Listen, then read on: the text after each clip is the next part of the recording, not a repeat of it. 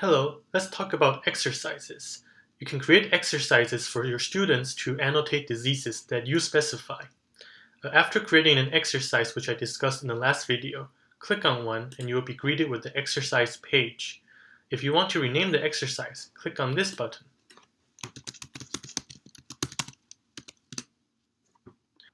You can delete the exercise and you can add diseases. So let me move this picture again out of the way.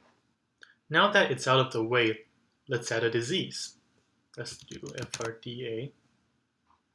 You can see that there are two annotations for this. Let's add a disease that is not annotated. So let's do something totally random.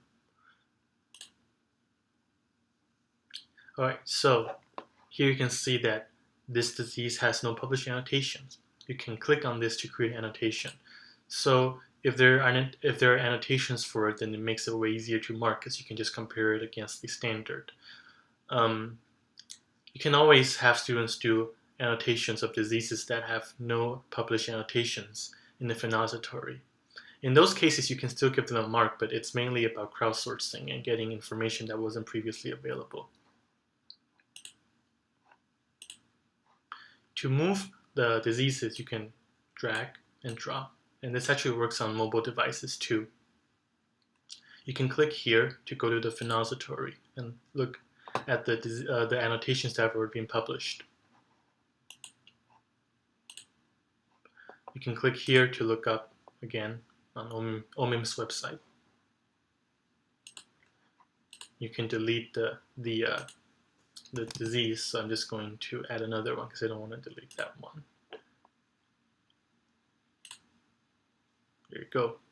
Now that you have added diseases, let's set the start and end time and dates. So let's choose November 3rd, 2016 at 11:59 p.m. And you have to add a time zone, except if you're in the Greenwich Mean Time. So let's add Eastern Daylight Time. So you can see start date updated here. In fact, why don't we just start now? Here. After you set the start date and time, you can always set an end date or time. So this is optional. You always have to start the exercise, but you can always end the exercise whenever you want. So you can always click end now here, or you can choose another end time. So let's do November 20th, 2016 at 11:59 p.m. And daylight saving time would have ended by then, so EST, or Eastern Standard Time. There you go. End date updated. Of course, the end now button whenever you want.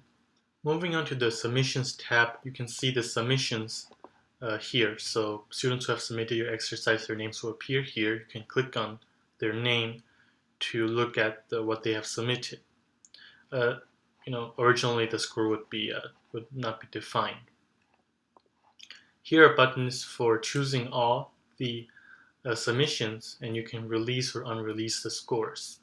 So when you release the scores, they will be able to see them. Okay, that's it for now. Thanks for watching. Be sure to like, comment, and subscribe.